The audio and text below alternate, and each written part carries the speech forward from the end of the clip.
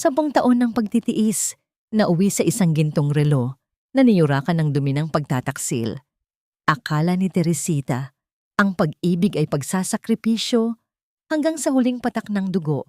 Ngunit sa gitna ng lagnat at pagod, natagpuan niya ang asawang si Carlos sa bisig ng iba. Hindi lang dangal ang kinuha sa kanya, kundi ang karapatang masaktan. Magagawa pa bang bumangon ng isang pusong durog at itinapon sa kawalan? Sino ang tunay na magliligtas sa kanya?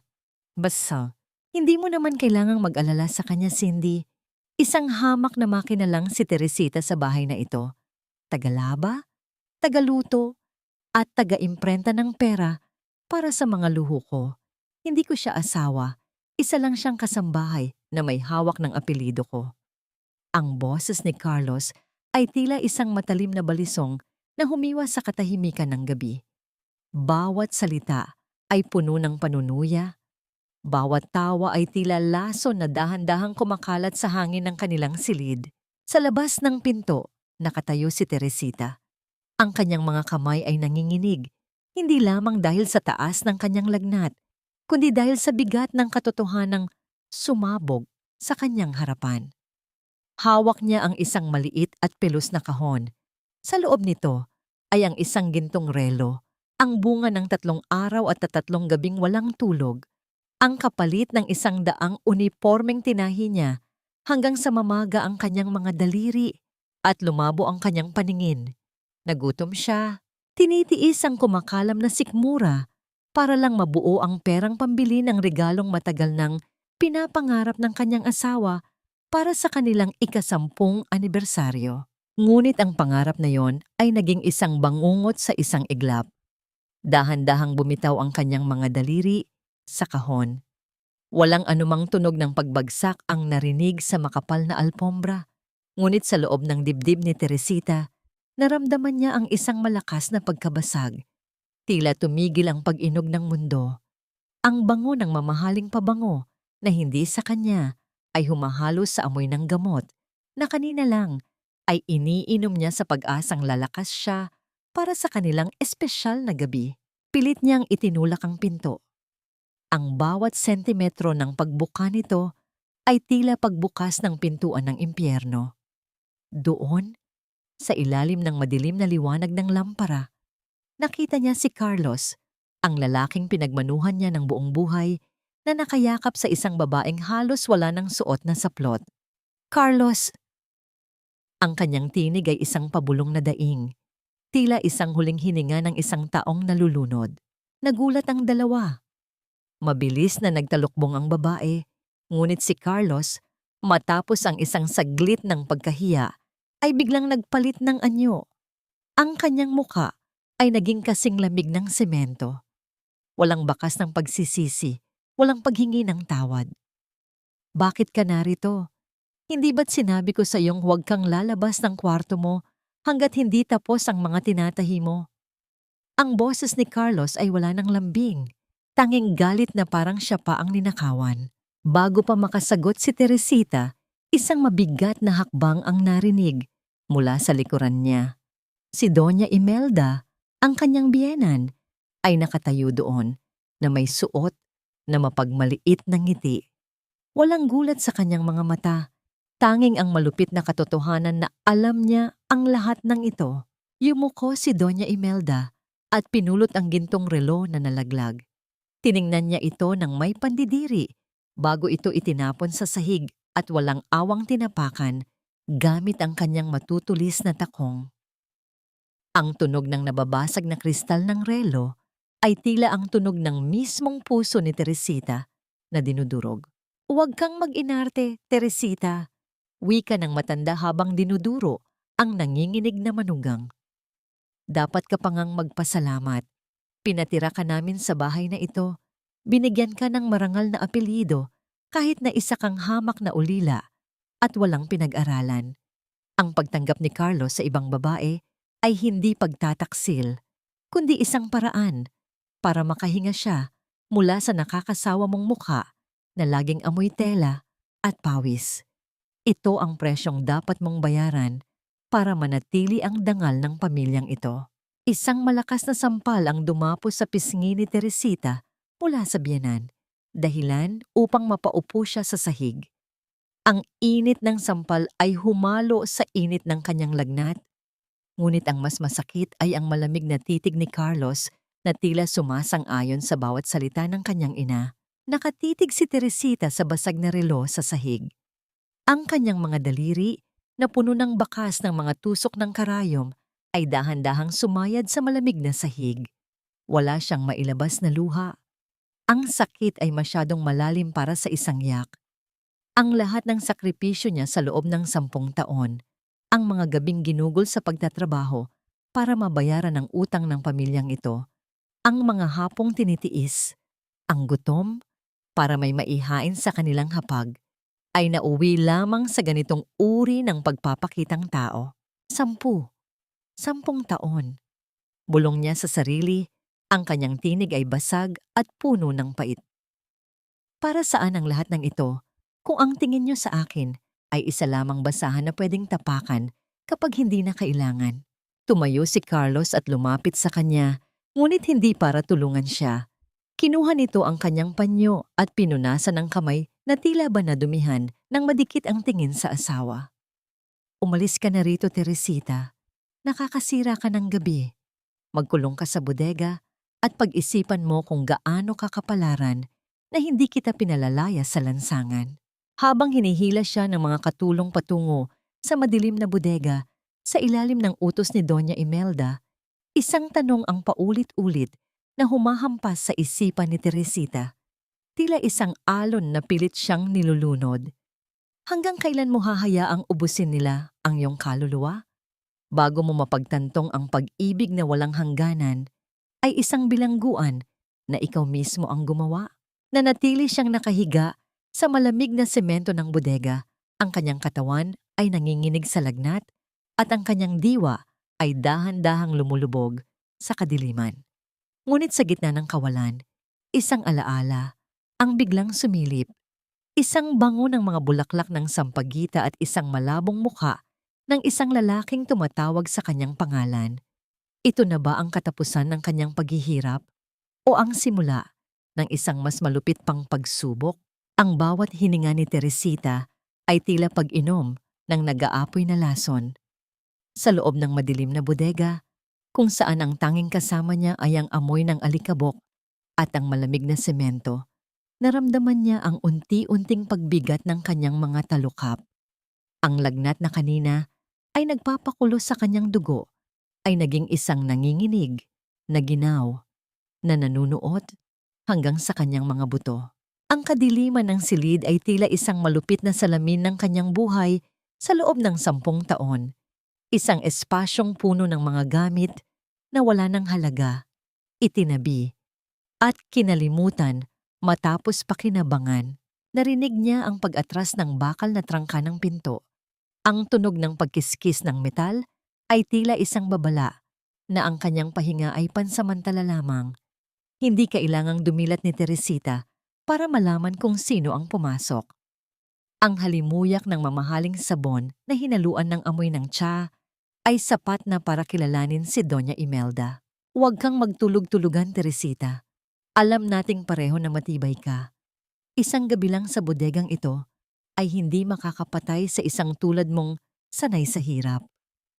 Ang boses ng matanda ay walang bahid ng awa. Tila ba kinakausap lamang niya ang isang kagamitang nasira. Pilit na idinilat ni Teresita ang kanyang mga mata. Ang liwanag mula sa pasilyo ay tila mga karayom na tumutusok sa kanyang paningin. Bakit? Bakit niyo ginagawa ito sa akin? Minahal ko si Carlos. Ibinigay ko ang lahat. Ang kanyang boses ay tila isang gasgas na plaka, mahina at paos. Isang mapait na tawa ang kumawala sa mga labi ni Doña Imelda habang dahan-dahan siyang lumalapit. Maingat na huwag madikitan ng dumi ang kanyang sutlang bestido. Pag-ibig? Ang pag-ibig ay para sa mga taong may kaya, Teresita.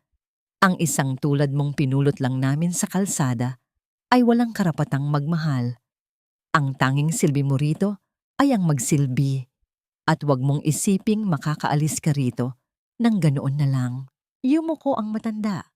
Ang kanyang mukha ay ilang pulgada na lang ang layo sa namumutlang mukha ni Teresita.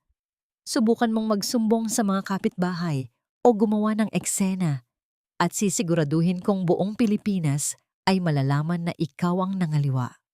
Gagawa ako ng kwento, Teresita. Gagawa ako ng mga ebidensya na ikaw ang sumira sa pagsasama ninyo ni Carlos. Alam mo kung gaano kahalaga ang hiya sa bayang ito. Sino ang paniniwalaan nila? Ang isang respetadong donya o ang isang asawang walang pinagmulan? Naramdaman ni Teresita ang isang malakas na pintig sa kanyang sentido. Ang bawat salita ni Doña Imelda ay tila isang kadena na mas lalong humihigpit sa kanyang leeg. Gusto niyang sumigaw, gusto niyang lumaban, ngunit ang kanyang katawan ay tila isang lantang dahon na wala ng lakas. Nang lisanin ni Doña Imelda ang silid, hindi niya sinasadyang maiwan ang pinto na may kaunting awang. Sa katahimikan ng gabi, narinig ni Teresita ang usapan sa labas, ang boses ni Carlos at ng kanyang ina. Mama, kailangan na nating bayaran ang utang sa kasino ni Cindy. Nagbabanta na ang mga kolektor. Reklamo ni Carlos, ang kanyang boses ay puno ng takot. Huwag kang mag-alala, anak. Ipapatahi natin kay Teresita ang mga gown para sa bridal shop ng mga kapitbahay. Sabihin mo sa kanya na kailangan nating pambayad sa utang ng pamilya.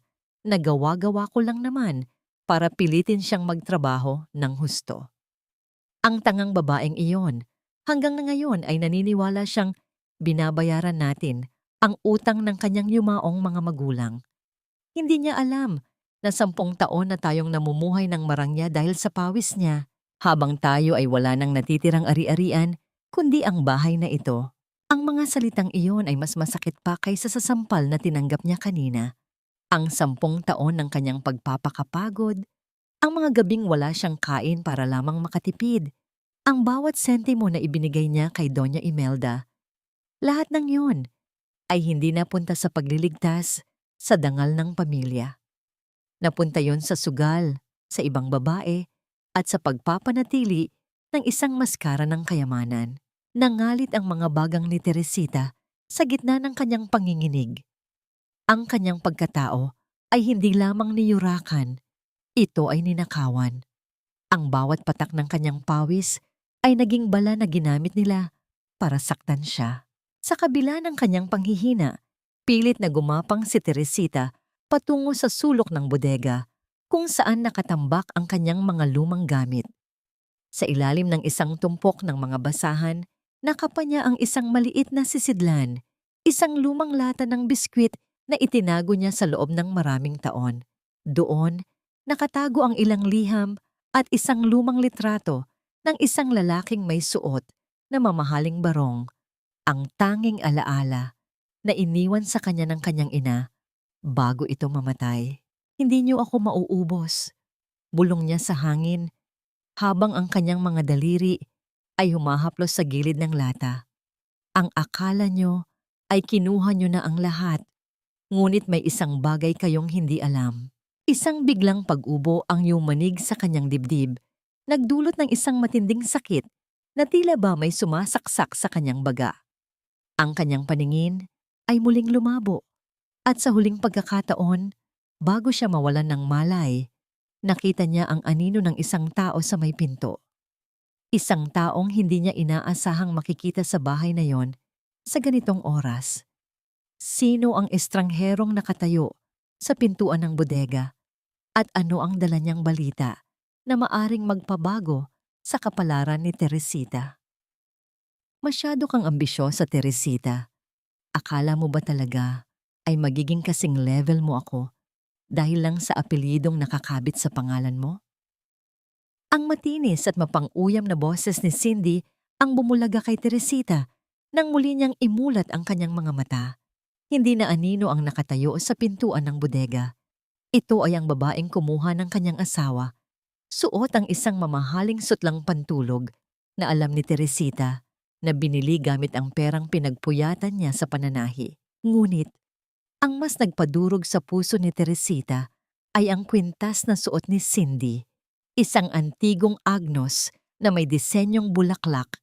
Iyon ang sinabi ni Doña Imelda na isinangla para pambayad sa utang ng pamilya, ang huling alaala sana mula sa yumaong ina ni Carlos na ipapamana raw sa kanya.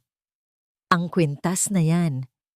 Pabulong na wika ni Teresita, ang kanyang tuyot na labi ay nagdurugo sa bawat paggalaw. Sabi ni Mama, isinangla yan. Isang malutong na tawa ang pinakawalan ni Cindy habang hinahawakan ng agnos sa kanyang leeg. Mama? Feeling close ka naman masyado kay Doña Imelda. Ibinigay niya ito sa akin noong nakaraang buwan pa. Regalo raw niya dahil ako ang tunay na nagpapasaya sa anak niya. Hindi tulad mong amoy pawis at mukhang katulong. You're just a source of income, Teresita. Isang ATM na marunong mag-overtime. Sa kabila ng panghihina, naramdaman ni Teresita ang isang matinding hapdi sa kanyang dibdib. Hindi ito galing sa kanyang sakit sa baga, kundi sa katotohanan ng bawat pangarap at sakripisyong itinanim niya sa loob ng 10 taon ay inani ng ibang tao. Ang agnos na yon, na simbolo sana ng pagtanggap sa kanya bilang bahagi ng pamilya, ay nakasabit ngayon sa leeg ng babaeng sumisira sa kanyang buhay. Pumasok din si Doña Imelda sa bodega, hindi para pigilan si Cindy, kundi para dagdagan ang pasakit. Hawak ng matanda ang isang baso ng tubig, ngunit sa halip na ibigay ito sa nanginginig na si Teresita, ay ibinuhos niya ito sa sahig, malapit sa mukha ng manugang. Ayan, uminom ka kung kaya mo, wika ni Doña Imelda nang may kasamang pandidiri. Huwag kang tumingin sa amin na tila kami ang masama. Ikaw ang may kasalanan kung bakit ka nagkakaganyan. Kung hindi ka naging masyadong tanga, sana ay hindi ka ganito kadaling lokohin. Ngayon, dahil may sakit ka at hindi ka na makakatrabaho, pabigat ka na lang sa bahay na ito. Ang bawat salita ng kanyang biyenan ay tila mga pako na ibinabaon sa kanyang pagkatao. Ang utang na loob na palaging isinusumbat sa kanya ay naging isang malupit na biro. Napagtanto ni Teresita na ang kanyang kabutihan ay naging lason at ang kanyang katahimikan ay naging pahintulot para sila ay maging mas masama. Sinubukan ni Teresita na abutin ang laylayan ng damit ni Doña Imelda, hindi para magmakaawa, kundi para itanong ang isang bagay na matagal na niyang kinikimkim. Bakit? Bakit kailangang ganito kasakit? Dahil wala kang halaga. Simpleng sagot ng matanda bago ito tumalikod. Carlos, dalhin mo na ang mga gamit niya sa labas. Ayaw kong mamatay ang babaeng yan dito. Baka malasin pa ang negosyo natin. Pumasok si Carlos, ang lalaking ipinangako sa kanya ang langit at lupa noong kanilang kasal.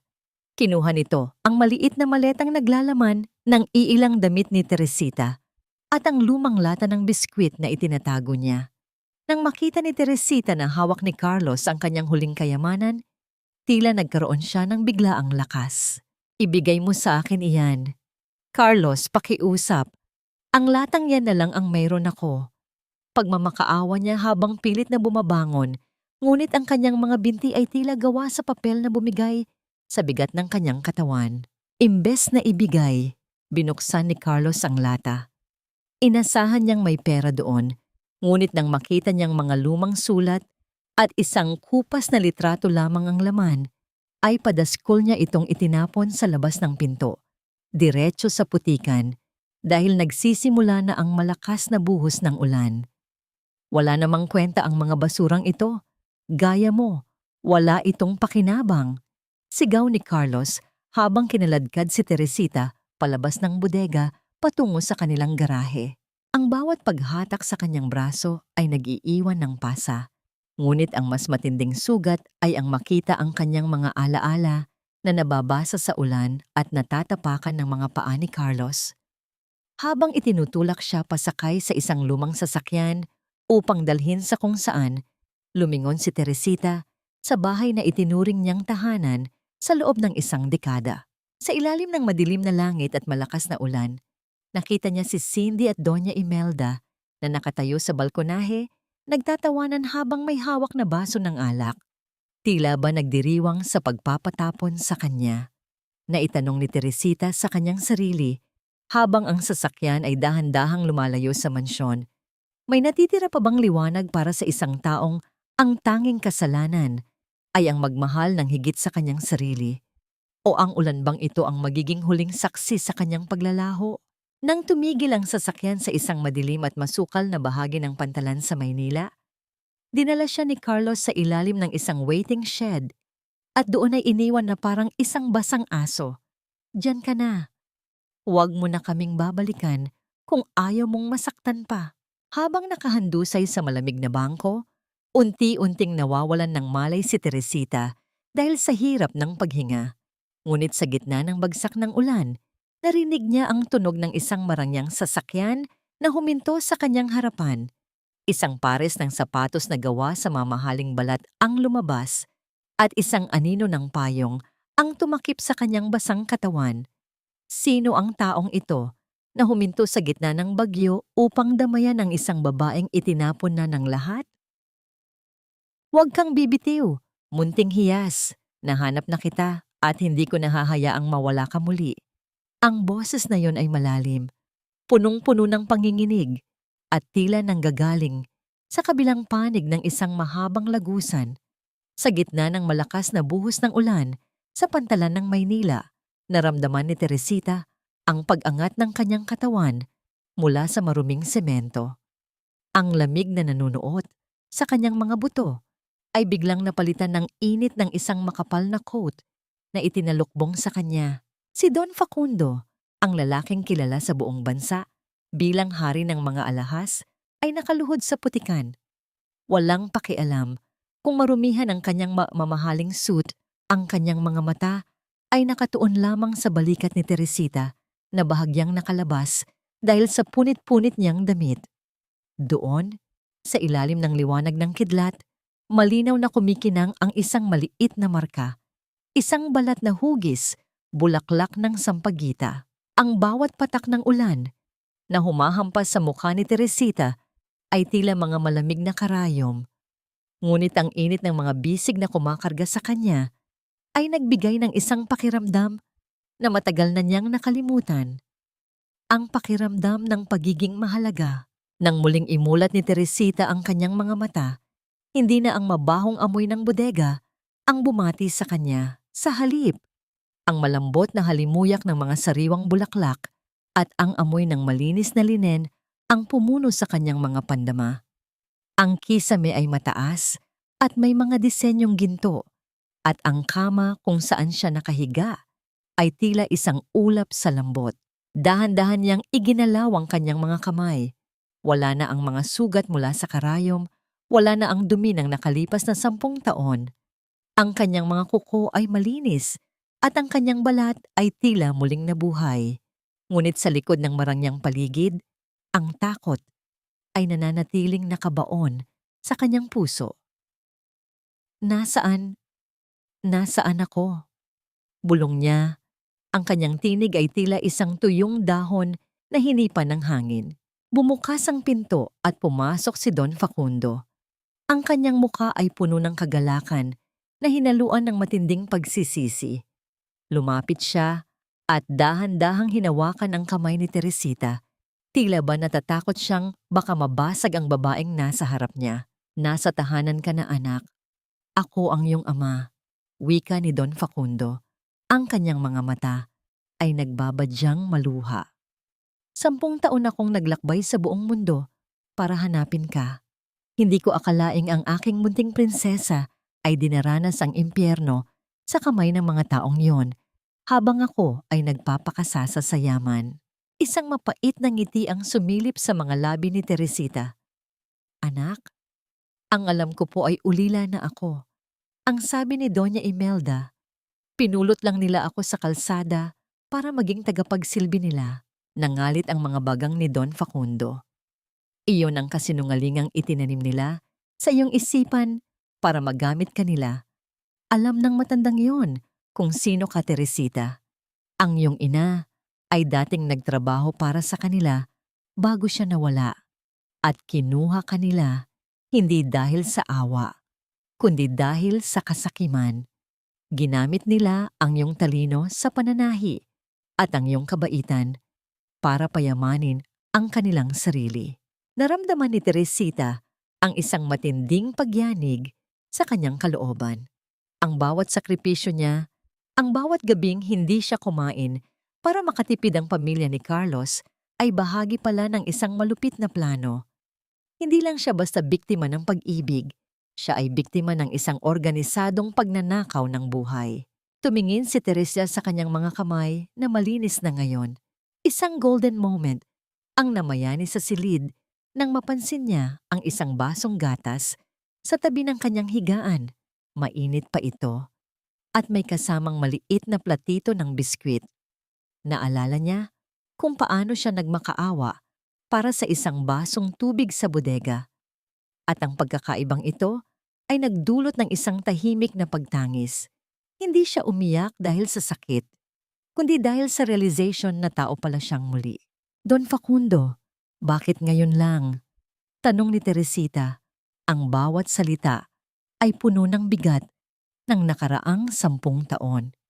Huli man, itatama ko ang lahat, Teresita. Sagot ng matanda ng may determinasyon. Hindi kita pipiliting magpatawad agad. Ngunit simula sa araw na ito, ang pangalang Teresita ay hindi na magiging simbolo ng pagdurusa. Ikaw ang magiging katarungang hindi nila inaasahan. Sa kabila ng pangakong ito, may isang misteryong nananatili sa isipan ni Teresita. Paano nalaman ni Don Facundo ang eksaktong lugar kung saan siya iniwan ni Carlos sa gitna ng bagyo? Mayroon bang ibang tao sa loob ng mansyon ng mga linsyak na yon ang lihim na tumutulong sa kanya? Habang dahan-dahang bumabangon ang kanyang lakas, isang bagong apoy ang nagsimulang mag-alab sa mga mata ni Teresita. Hindi na ito ang apoy ng pag-ibig na nagbibigay ng init sa iba habang tinutupok ang sarili. Ito ay ang apoy ng isang muling pagsilang. Ngunit bago pa man siya makapagsimula ng kanyang plano, isang balita ang dumating mula sa kanyang mga tauhan. Si Carlos at si Cindy ay naghahanda na para sa isang marangyang pagdiriwang, ang anunsyo ng kanilang kasal, gamit ang perang nakuha nila mula sa huling kontrata na tinapos ni Teresita. Ano ang gagawin ni Teresita kapag nalaman niyang ang mansyong tinitirhan ng mga kaaway niya ay nakasangla na pala sa isang kumpanyang pagmamay-ari na niya ngayon?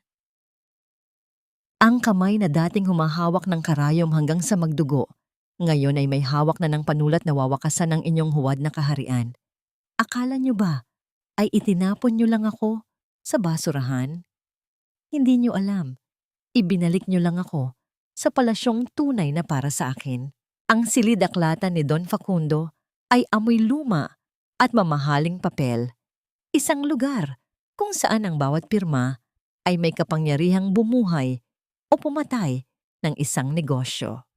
Doon nakaupo si Teresita, suot ang isang itim na bestidong gawa sa pinakamahal na sutla. Wala na ang kanyang nanginginig na mga daliri. Pinalitan na ito ng isang malamig at matatag na pagkakahawak sa isang gintong fountain pen.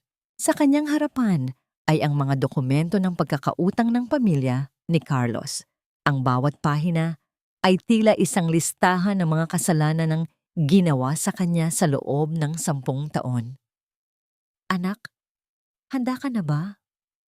Tanong ni Don Facundo habang nakatayo sa likuran niya. Ang kanyang kamay ay nakapatong sa balikat ni Teresita bilang suporta. Sa isang lagdamo, ang mansyong tinitirhan nila ay magiging sayo na muli. Maari mo silang palayasin sa loob ng 1 oras. Dahan-dahang hinaplos ni Teresita ang mga dokumento. Naramdaman niya ang isang kakaibang kirot sa kanyang puso. Hindi dahil sa awa, kundi dahil sa panghihinayang sa babaeng dati ay naniniwalang ang pagsasakripisyo ay sapat na para mahalin siya. Hindi pa ngayon, Papa. Sagot ni Teresita. Ang kanyang boses ay kalmado, ngunit may talim na parang bagong hasang kutsilyo. Ang mabilis na kamatayan ay isang biyaya.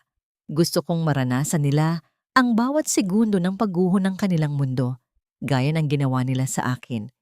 Gusto kong makita silang nagdiriwang sa gitna ng isang bitag na sila mismo ang gumawa. Samantala, sa kabilang panig ng lungsod, abala ang mansyon ng mga linsyak sa paghahanda para sa isang grand engagement party ni na Carlos at Cindy. Ang bawat sulok ng bahay ay napapalamutian ng mga mamahaling bulaklak at ang amoy ng litson at mamahaling alak ay laganap sa hangin. Siguraduhin mong perpekto ang lahat, Carlos. Sigaw ni Doña Imelda habang tinitingnan ang sarili sa salamin. Ang agnos na ninakaw kay Teresita ay kumikinang sa kanyang leeg. Ngayong gabi, ipakikita natin sa lahat na ang pamilya natin ay mananatiling makapangyarihan. Wala na ang pabigat na si Teresita at ang pamilya ni Cindy ang magliligtas sa atin sa mga utang natin. Humalik si Carlos sa pisngi ng kanyang ina, ang kanyang mga mata ay puno ng kasakiman. Huwag kang mag-alala, Mama. Sa wakas, malaya na tayo sa amoy telang babaeng yon. Ngayong gabi ang simula ng ating bagong buhay. Ngunit sa gitna ng kanilang katuwaan, isang golden moment ang nangyari sa bahay ni Don Facundo. Lumapit ang isa sa mga matatandang katulong, si Aling Maria, at dinalhan si Teresita ng isang baso ng sariwang juice. Napansin ni Teresita ang pamamaga ng mga kamay ni Aling Maria dahil sa pagtatrabaho. Tumayo si Teresita, kinuha ang baso, at sa halip na uminom, ay pinaupo niya ang matanda. Siya mismo ang nagmasahe sa mga kamay nito. Isang gawaing dati ay siya ang gumagawa, ngunit walang sino mang nagpasalamat sa kanya. Salamat po, Aling Maria. Magpahinga na po kayo, ako na ang bahala rito. Malambing na wika ni Teresita. Ang kilos na ito ay nagpaalala sa kanya na sa kabila ng yaman at planong paghihiganti, hindi niya hahayaang mamatay ang kanyang pagkatao. Bumalik ang kanyang atensyon sa mga dokumento. Isang pirma ang kanyang ginawa. Isang pirma na hindi para sa pagpapaalis, kundi para sa pag-aproba ng isang malaking pautang para sa grand engagement party ni na Carlos, isang pautang na may mga kondisyong hindi nila nabasa ng maigi. Ipaabot ito sa kanila. Utos ni Teresita sa kanyang abogado. Ipaalam niyo na ang kanilang anonymous benefactor ay masaya sa kanilang pagdiriwang. Isang misteryo ang nananatili sa isip ni Teresita. Bakit tila pamilyar ang lagda ng abogadong humawak ng mga papeles ng pamilya ni Carlos? Isang pangalan na matagal na niyang narinig noong siya ay bata pa, bago pa siya mapunta sa kamay ni Doña Imelda. Mayroon bang mas malalim na koneksyon ang pamilya ni Carlos sa pagkawala ng kanyang ina? Habang papalapit ang gabi ng pagdiriwang, tumingin si Teresita sa salamin. Hindi na niya nakita ang Teresitang sugatan at basang-basa sa ulan. Nakita niya ang isang babaeng handang sumabak sa digmaan. Suot ang kanyang dangal bilang kalasag. Ano ang mangyayari kapag ang anonymous benefactor na nagbayad ng lahat ng karangyaan sa party ni Carlos ay biglang dumating bilang ang pinakaimportanteng bisita ng gabi? Ang bawat ilaw na kumukititap sa mansyong ito ngayong gabi ay tila mga bituin na bumubulag sa inyo sa katotohanan na ang bawat hiyas na suot nyo ay binayaran ng dugong galing sa aking mga daliri. Ang mansyon ng mga linsyak ay nababalot ng gintong liwanag. Ang tunog ng mga kobyertos na ginto at ang halimuyak ng pinakamahal na alak ay bumabalot sa bawat sulok ng hardin. Si Doña Imelda ay parang isang reyna na lumalakad sa gitna ng kanyang mga panauhin. Suot ang isang mamahaling terno na kulay pula, habang ang ninakaw na agnos ay nakabitin sa kanyang leeg na tila isang tropeyo ng kanyang pananagumpay. Salamat sa pagdating, Doña Victorina. Wika ni Imelda ng may halong pagmamalaki. Ang aming pamilya ay muling nakabangon at ang engagement na ito ni Carlos at Cindy ang tatapos sa anumang usap-usapan tungkol sa aming kahirapan. Ang aming benefactor ay napakagalante. Lahat ng nakikita niyo ay galing sa kanyang kabutihang loob. Sa isang sulok, si Cindy ay nakasuot ng isang puting gown na puno ng mga kristal. Ngunit sa likod ng kanyang nangiti ay ang kanyang tunay na ugali. Nakita niya ang isang matandang katulong, si Aling Rosa, na aksidenteng nakatapon ng kaunting wine sa gilid ng lamesa. Ano ka ba naman? Matanda ka. Napakatanga mo talaga. Sigaw ni Cindy, sapat na para marinig ng ilang panauhin. Hindi mo ba alam kung gaano kamahal ang telang ito? Kung hindi ka marunong magsilbi, lumayas ka rito. Gaya ka rin ni Teresita. Walang silbi. Napayuko si Aling Rosa. Nanginginig ang kanyang mga kamay habang pilit na pinupunasan ang sahig. Sa sandaling iyon, ang karangyaan ng party ay naging isang malupit na palabas ng kawalang hiyaan. Ngunit sa labas ng gate, isang itim na Rolls Royce ang dahan-dahang huminto. Ang tunog ng mga gulong sa graba ay tila isang babala ng pagdating ng isang bagong kapangyarihan. Sa loob ng sasakyan, huminga ng malalim si Teresita. Ang kanyang puso ay tumitibok ng mabilis, hindi dahil sa takot, kundi dahil sa pag-asam. Hinawakan ni Don Facundo ang kanyang kamay. Huwag mong kalilimutan, anak. Ikaw ay isang De La Vega. Ang kanilang mga salita ay wala ng kapangyarihan sa iyo. Lumabas si Teresita ng sasakyan. Ang bawat hakbang niya ay puno ng dignidad. Ang kanyang suot ay isang asul na gown na gawa sa French lace. Simple, ngunit kitang-kita ang tunay na yaman. Wala siyang suot na maraming alahas, tanging ang isang pares ng hikaw na brilyante na ibinigay ng kanyang ama. Nang pumasok siya sa gitna ng pagdiriwang, tila tumigil ang pag-ikot ng mundo para sa mga naroroon. Ang usapan ay napalitan ng mga bulungan. Sino ang magandang babaeng ito na tila isang reyna kung lumakad? Napahinto si Doña Imelda sa pag-inom. Ang baso sa kanyang kamay ay muntik nang mahulog nang makilala niya ang mukha ng babaeng nasa kanyang harapan. Teresita? Hindi sumagot si Teresita. Sa halip, lumapit siya kay Aling Rosa na nakaluhod pa rin sa sahig. Isang golden moment ang nangyari nang yumuko ang hiyas ng mga De La Vega.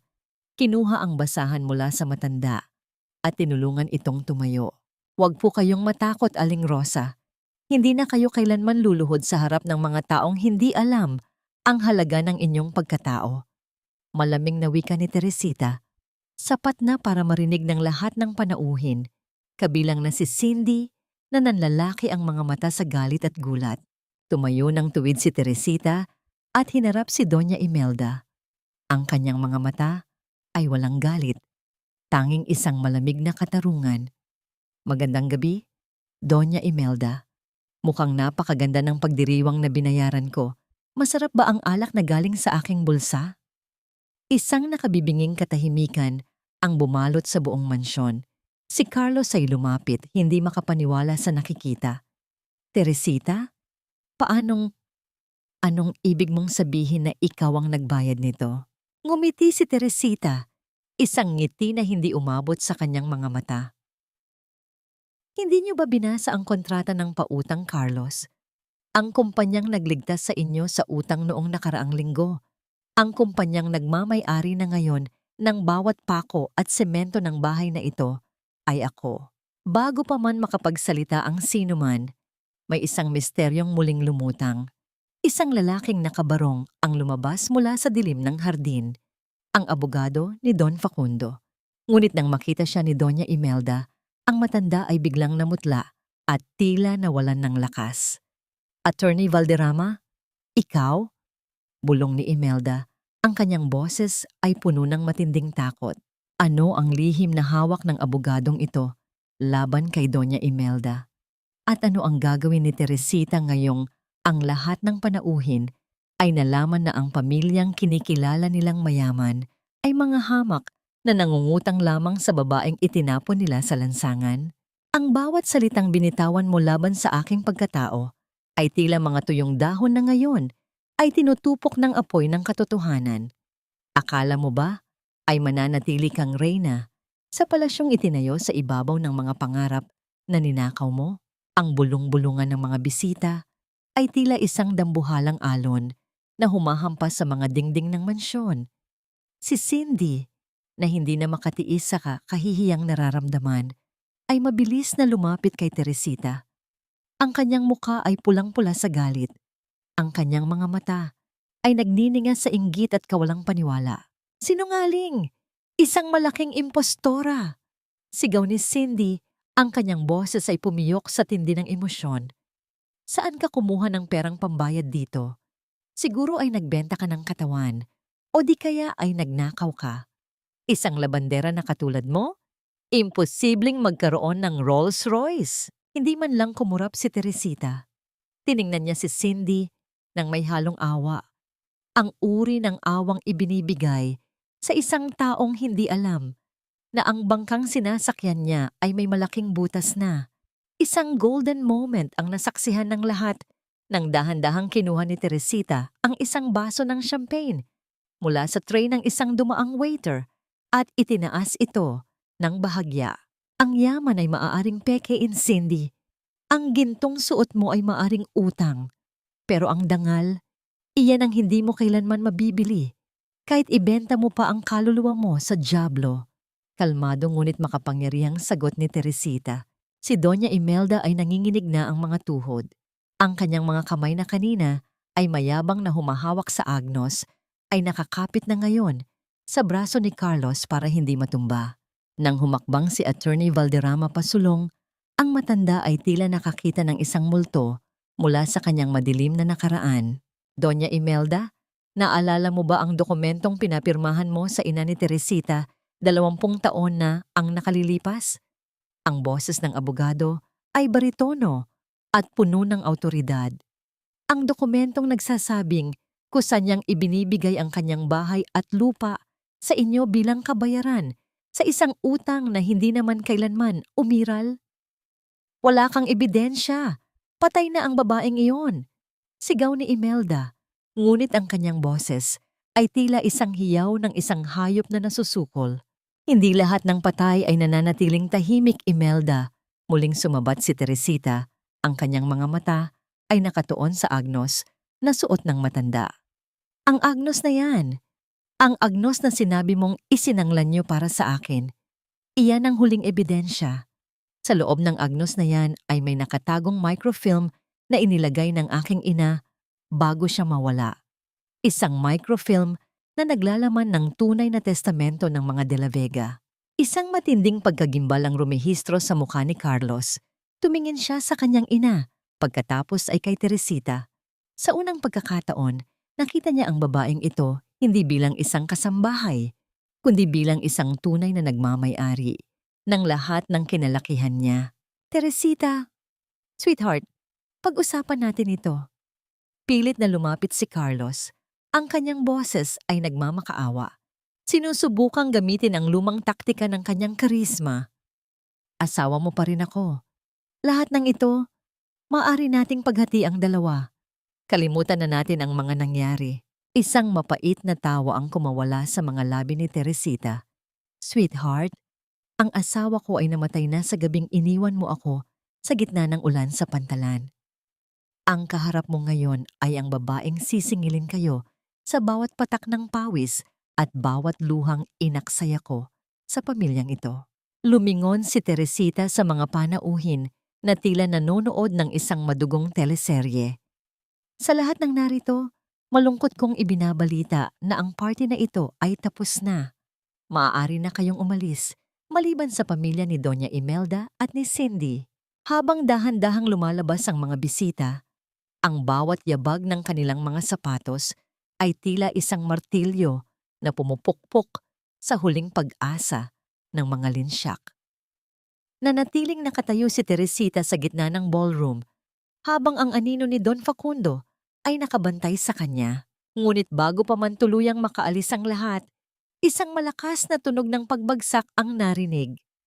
Si Doña Imelda ay bumagsak sa sahig, hawak ang kanyang dibdib, habang ang kanyang mukha ay nangingitim.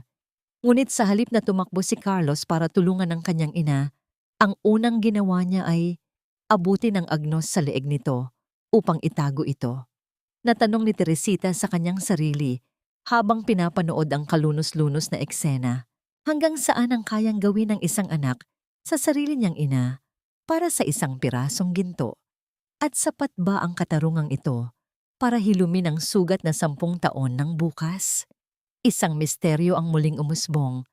Sino ang taong kumuha ng litrato ni Carlos habang kinukuha ang Agnos mula sa bumagsak niyang ina. Mayroon pa bang ibang miron sa loob ng mansyong ito na may sariling agenda? Bitawan mo ang Agnos na yan, Carlos. Wala ka na bang natitirang kahit katiting na kahihiyan sa iyong katawan?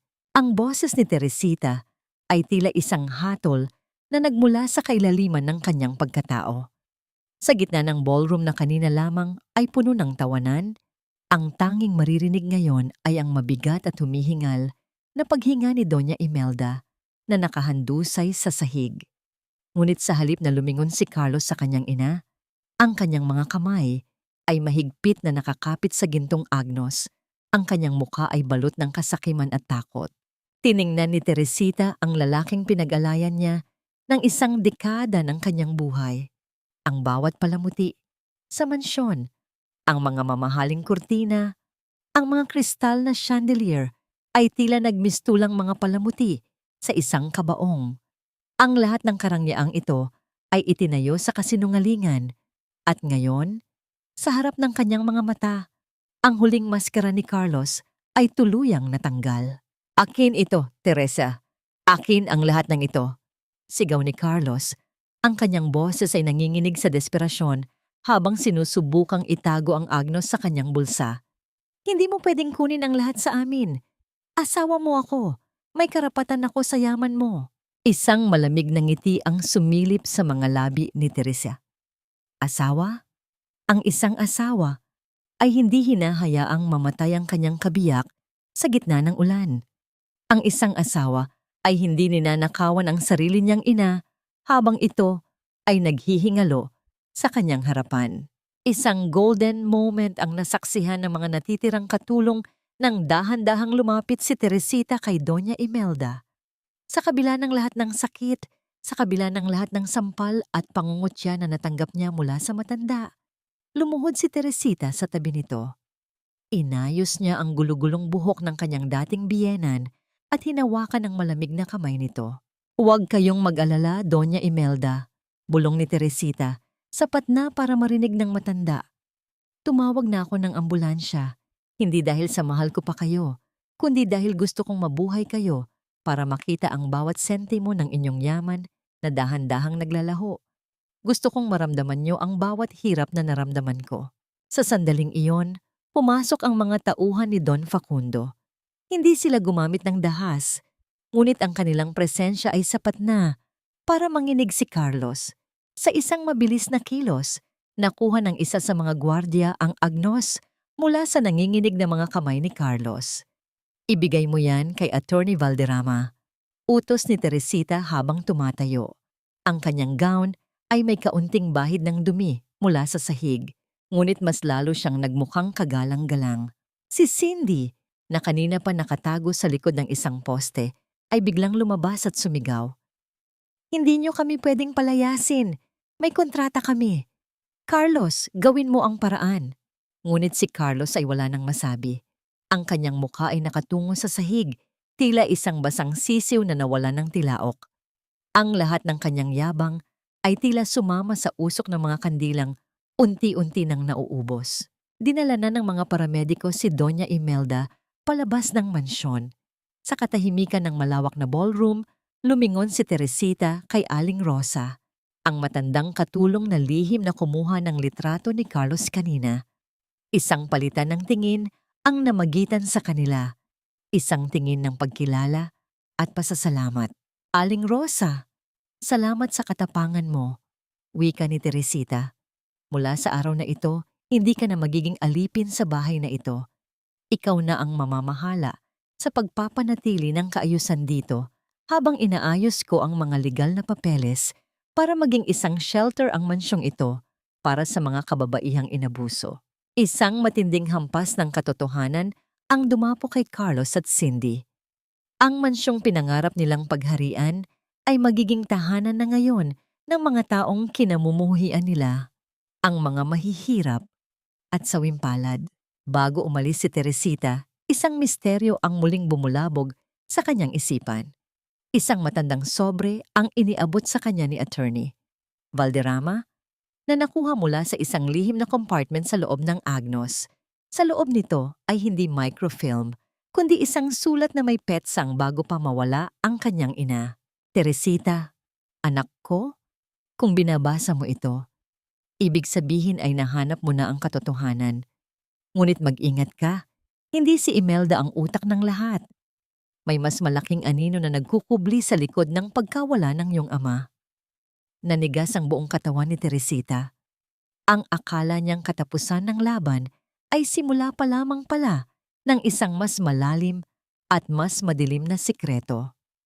Tumingin siya kay Don Facundo na nakatayo malapit sa pinto. Ang mga mata nito ay puno ng hindi maipaliwanag na lungkot at pangamba. Sino ang mas malaking anino na tinutukoy sa sulat ng kanyang ina? At may kinalaman ba ang sarili niyang ama sa mga trahedyang dinanas niya? Hindi ang gintong agnos ang tunay na nagpapabigat sa aking kamay, kundi ang bawat titik na isinulat ng aking ina. Mga salitang tila mga tinik na bumaon sa aking puso sa gitna ng aking pananagumpay. Sa loob ng malawak na penthouse ni Don Facundo, kung saan ang tanawin ng buong Maynila ay tila isang dagat ng mga kumukititap na ilaw, nakaupo si Teresita. Sa kanyang harapan ay ang luma at kupas na sulat na nakuha mula sa lihim na compartment ng Agnos.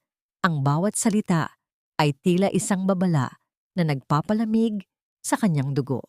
Nakatitig siya sa kanyang ama, si Don Facundo, na abala sa pag-aayos ng mga dokumento sa kabilang dulo ng silid. Ang lalaking ito ang nagligtas sa kanya, ang lalaking nagbigay sa kanya ng pangalan at yaman. Ngunit bakit sa tuwing titingin siya rito, ang mga salita sa sulat ay tila bumubulong sa kanyang pandinig? May mas malaking anino na nagkukubli sa likod ng pagkawala ng iyong ama. Anak, bakit tila malayo ang iyong iniisip? Tanong ni Don Facundo nang may malambing na tinig habang lumalapit sa kanya. Nakamit na natin ang hustisya. Ang pamilya ni Imelda ay wala na sa mansyon at ang bawat utang nila ay nasa ilalim na ng iyong kontrol. Dapat kang magdiwang. Pilit nang ngumiti si Teresita, ngunit ang kanyang mga kamay ay dahan-dahang itinago ang sulat sa ilalim ng kanyang hita. Pagod lang po siguro ako, Papa. Maraming nangyari sa loob ng ilang araw. Isang golden moment ang namayani nang kumuha si Teresita ng isang tasa ng tsa at iniabot ito sa kanyang ama. Isang simpleng kilos ng pagsisilbi na nakasanayan niya sa loob ng 10 taon ng pagsasama nila ni Carlos. Ngunit nang mahawakan niya ang mainit na tasa, bigla siyang napatigil. Naalala niya kung paano niya dati ipinaghahanda ng kape si Doña Imelda at kung paano lamang itatapon ng matanda ang inumin sa kanyang harapan. Anak, okay ka lang? Muling tanong ni Don Facundo. Ang kanyang mga mata ay puno ng pag-aalala. Opo, Papa. Naalala ko lang na ang pagsisilbi ay hindi pala dapat laging may kasamang sakit. Pabulong na sagot ni Teresita. Isang simpleng realization na nagpabuhos ng kaunting luha sa kanyang mga mata. Luha ng paglaya mula sa mentalidad ng isang biktima. Samantala, sa isang maliit at maruming motel sa gilid ng kalsada, si Carlos at Cindy ay nag-aaway sa gitna ng kanilang kahirapan. Ang bawat gamit na dala nila ay nakakalat sa sahig, at ang amoy ng luma at basang pader ay nanunuot sa kanilang ilong. Kasalanan mo ito, Carlos. Kung hindi ka naging hango sa asawa mo, sana ay mayroon pa tayong pera ngayon. Sigaw ni Cindy habang itinatapon ang kanyang mga sapatos sa dingding. Ako pa ang may kasalanan. Ikaw ang udyok ng udyok na lokohin si Teresita. Ikaw ang dahilan kung bakit tayo narito sa basurahang ito. Ganti ni Carlos. Ang kanyang boses ay puno ng pait at pagsisisi. Ngunit ang kanyang pagsisisi ay hindi para sa sakit na idinulot niya kay Teresita, kundi para sa yaman na nawala sa kanya. Nang gabing iyon, hindi makatulog si Teresita. Nagpasya siyang bumalik sa dating mansyon na ngayon ay isa ng shelter. Habang naglalakad sa mga pasilyo, na dati ay saksi sa kanyang paghihirap, nakita niya ang isang anino sa dulo ng hardin. Isang lalaking nakasuot ng kupas na jacket at may dalang isang lumang bag. Nang lapitan niya ito, ang lalaki ay tila nagulat at takmang tatakbo. Ngunit ang bawat hakbang nito ay tila mabigat at puno ng pag-aalinlangan. "Sino ka? Anong ginagawa mo rito?" tanong ni Teresita. Ang kanyang boses ay matatag, ngunit may halong kaba. Dahan-dahang lumingon ang lalaki. Ang kanyang mukha ay puno ng mga peklat at ang kanyang mga mata ay tila nakakita na ng napakaraming trahedya. "Teresita, ang iyong ina, hindi siya namatay sa sakit gaya ng sinabi nila sa'yo." Naramdaman ni Teresita ang paghinto ng tibok ng kanyang puso. Ang malamig na hangin ng gabi ay tila naging isang dadambuhalang kamay na humahawak sa kanyang leeg. "Anong ibig mong sabihin?" pilit niyang tanong. "Pinatay siya, Teresita. At ang taong nag-utos nito ay ang taong kasama mo ngayon sa penthouse." Pabulong na sagot ng lalaki bago ito mabilis na tumakbo palayo at nawala sa kadiliman ng mga puno. Nanatiling nakatayo si Teresita sa gitna ng hardin. Ang kanyang katawan ay nanginginig, hindi dahil sa ginaw, kundi dahil sa isang katotohanang mas mapait pa sa kamatayan.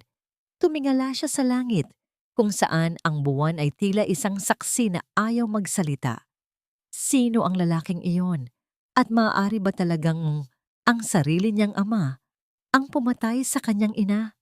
O ito ba ay isa na namang laro ng tadhana upang muling wasakin ang kanyang muling nabubuong puso? Ang pinakamasakit na sugat ay hindi nanggagaling sa talim ng kaaway, kundi sa kamay na humango sa iyo mula sa hukay. Ang bawat salita ng estranghero ay tila mga tipak ng yelo na dumadaloy sa mga ugat ni Teresita. Nanatili siyang nakatayo sa gitna ng madilim na hardin ng shelter. Ang kanyang mga kamay ay nakakuyom hanggang sa bumaon ang kanyang mga kuko sa kanyang palad. Ang malamig na simoy ng hangin ay tila nagdadala ng mga bulong ng nakaraan, mga bulong na pilit niyang kinalilimutan, ngunit ngayon ay muling nagbabalik ng may mas matinding bagsik. Dahan-dahan siyang naglakad pabalik sa penthouse ni Don Facundo. Ang bawat hakbang niya sa makintab na sahig ng lobby ay tila isang mabigat na pasanin. Nang bumukas ang pinto ng elevator, bumungad sa kanya ang isang tanawin na dapat sana ay magbibigay sa kanya ng kapayapaan. Si Don Facundo, nakaupo sa kanyang paboritong silya, may hawak na isang mainit na tasa ng tsokolate na inihanda para sa kanya. "Anak, bakit ang lamig ng iyong mga kamay?" tanong ni Don Facundo habang tumatayo at pilit na inaabot ang kanyang kamay upang painitin ito. "Saan ka nanggaling sa ganitong oras? Pinag-alala mo ako." Isang matinding pait ang naramdaman ni Teresita. Tiningnan niya ang mukha ng kanyang ama, ang mga kulubot sa paligid ng kanyang mga mata, ang banayad ng ngiti na tila puno ng pagmamahal. Paano magagawa ng taong ito, na tila isang anghel na tagapagligtas, ang isang krimen na kasing tindi ng pagpatay? Isang golden moment ang nasaksihan sa loob ng tahimik na silid nang dahan-dahang binitawan ni Teresita ang kamay ng kanyang ama at sa halip ay kinuha ang tasa ng tsokolate. Hinipan niya ito ng marahan. Ang usok ay humahalo sa kanyang malalim na buntong hininga. Naalala niya kung paano siya dati pinapakain ni Doña Imelda ng mga tira-tirang pagkain at kung paano siya ngayon pinagsisilbihan ng taong baka siya ring sumira sa kanyang pamilya. "Papa, may kilala ba kayong lalaki na may malaking peklat sa mukha at tila laging natatakot?" tanong ni Teresita. Ang kanyang mga mata ay matamang nakatitig sa reaksyon ni Don Facundo. Saglit na natigilan ang matanda. Ang tasa sa kanyang kamay ay bahagyang nayanig. Sapat na para mapansin ni Teresita ang biglaang pagbabago sa emosyon nito. Ngunit mabilis na bumalik ang kalmado nitong anyo. "Marami tayong tauhan sa mga minahan at sa pabrika, anak. Marahil ay isa lang siya sa mga taong naghahanap ng tulong. Bakit mo na itanong?" sagot ni Don Facundo. Ngunit ang kanyang boses ay may bahid ng panginginig na hindi niya maitago. Hindi na nagtanong pa si Teresita. Alam niyang hindi niya makukuha ang katotohanan sa pamamagitan ng direktang pagtatanong. Nang gabing iyon, habang ang lahat ay natutulog, pumasok siya sa silid-aklatan ni Don Facundo. Gamit ang kanyang kaalaman sa mga dokumento na natutunan niya noong siya ay nagtatrabaho pa para kay Doña Imelda, dahan-dahan niyang hinalughog ang mga lihim na file ng kanyang ama. Sa ilalim ng isang makapal na folder ng mga lupain, nakita niya ang isang lumang dyaryo na may petsang 20 taon na ang nakalilipas. Ang headline ay tungkol sa isang aksidente sa isang minahan sa Davao, ang lugar kung saan nawala ang kanyang ina. Nakakabit sa dyaryo ang isang larawan ng isang lalaking may peklat sa mukha.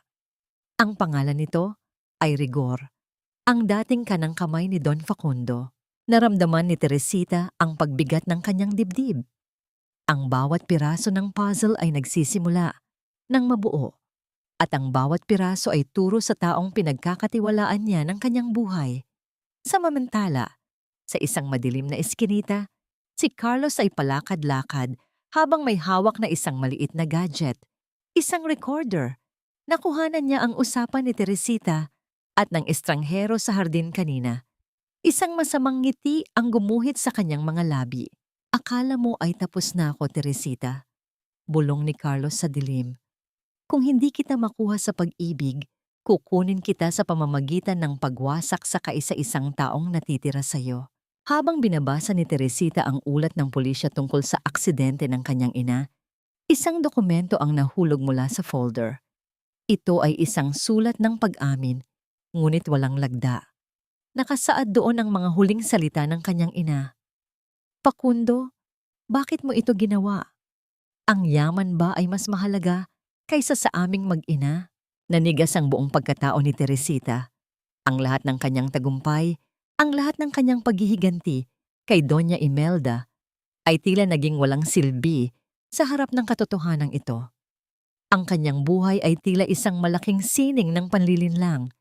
Sino ang tunay na kakampi at sino ang tunay na kaaway?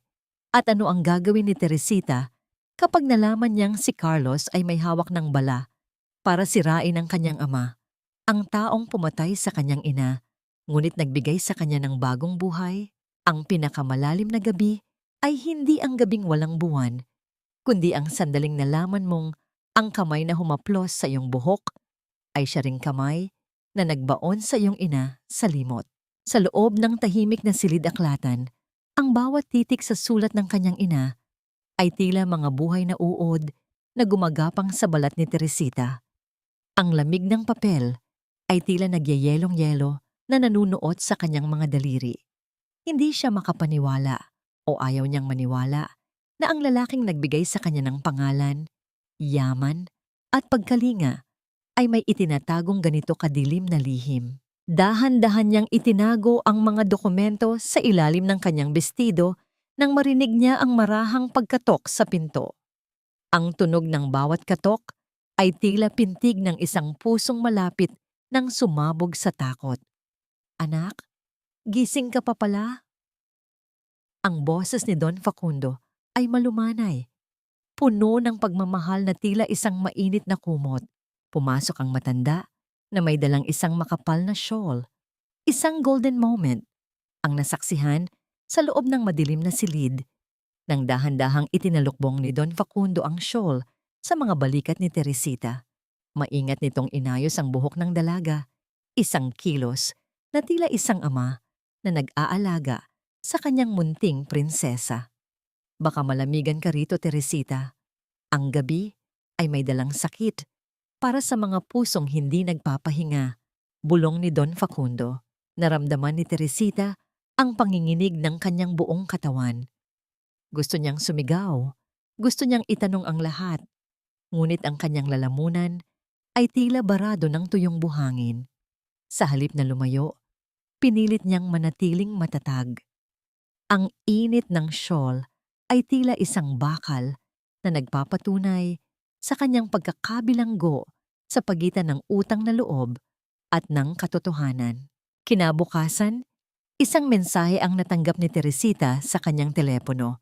Isang hindi kilalang numero, ngunit ang mga salitang nakasulat ay tila isang boses na pamilyar sa kanyang pandinig. Magkita tayo sa lumang simbahan sa Binondo. Mayroon akong bagay na hindi mo kayang baliwalain. Huwag kang magsasama ng kahit sino, lalo na ang ama mo. Nang makarating si Teresita sa simbahan, ang amoy ng insenso at lumang kahoy ay bumati sa kanya. Sa isang madilim na sulok, nakita niya si Carlos. Wala na ang dating kintab ng kanyang mga sapatos at ang kanyang mukha ay puno ng balahibo, ngunit ang kanyang mga mata ay nagniningning pa rin sa kasamaan. Teresita, sweetheart, mukhang hindi ka pa rin nakaka-move on sa akin, ano? Pang-uuyam ni Carlos habang nilalaro ang isang maliit na recorder sa kanyang kamay. Ano ang kailangan mo, Carlos? Wala ka na bang ibang magawa kundi bulabugin ang buhay ko? Matapang na sagot ni Teresita, bagamat ang kanyang puso ay tila isang tambol sa bilis ng tibok. Hindi ako ang nanggugulo, Teresita. Ako ang magliligtas sa iyo, wika ni Carlos sabay pindot sa recorder. Ang boses ng lalaking may peklat na si Rigor ang umaling-awngaw sa paligid. Ang bawat salita tungkol sa pag-uutos ni Don Facundo na ligpitin ang ina ni Teresita ay malinaw na narinig. Ang bawat detalye ng plano ay tila isang kutsilyong unti-unting hinihiwa ang huling hibla ng tiwala ni Teresita.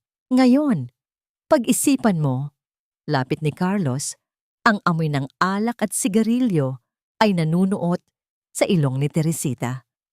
Ang taong tinatawag mong papa ay isang mamamatay tao, isang halimaw na pumatay sa nanay mo para makuha ang mga lupain natin.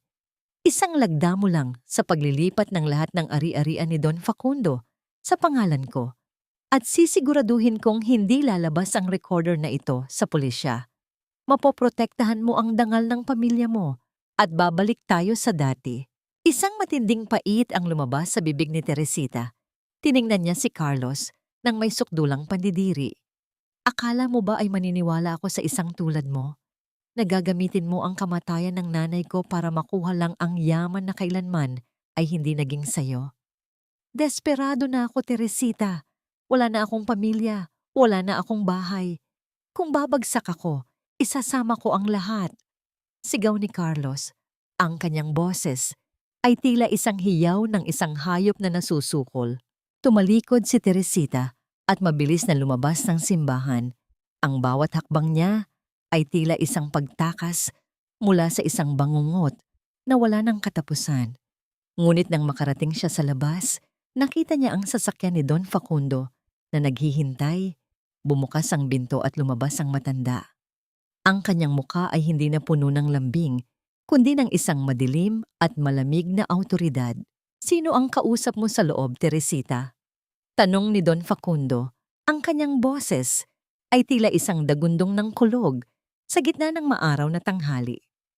Sa sandaling iyon, napansin ni Teresita ang isang bagay sa kamay ng kanyang ama. Isang lumang singsing na pagmamay-ari ng kanyang ina. Ang singsing na sinabi ni Don Facundo na nawala sa aksidente. Ano ang gagawin ni Teresita ngayong nasa pagitan siya ng isang asawang handang magtraidor para sa pera at ng isang amang handang pumatay para sa kapangyarihan? Sino ang tunay na nagmamahal sa kanya at sino ang tunay na nagmamay-ari ng kanyang kaluluwa? Ang tiwalang binuo sa loob ng maikling panahon ay tila isang kastilyong buhangin na tinangay ng malupit na alon ng katotohanan. Akala ko ay nakatagpo na ako ng kanlungan, ngunit tila lumipat lamang ako mula sa isang maliit na kulungan patungo sa isang mas malaking bilangguang ginto. Ang bawat salita ni Don Facundo ay tila isang dambuhalang bato na humaharang sa lalamunan ni Teresita. Ang singsing sa kamay ng kanyang ama, ang singsing na may disenyong sampagwita na pagmamay-ari ng kanyang ina, ay kumikinang sa ilalim ng sikat ng araw. Ngunit para kay Teresita, ito ay tila isang nagbabagang bakal na tumutupok sa kanyang huling pag-asa. Papa, saan niyo nakuha ang singsing na yan? Pabulong na tanong ni Teresita. Ang kanyang boses ay nanginginig sa pagitan ng takot at matinding pait. Tiningnan ni Don Facundo ang singsing ng may halong lungkot na tila ba isa itong banal na relikya.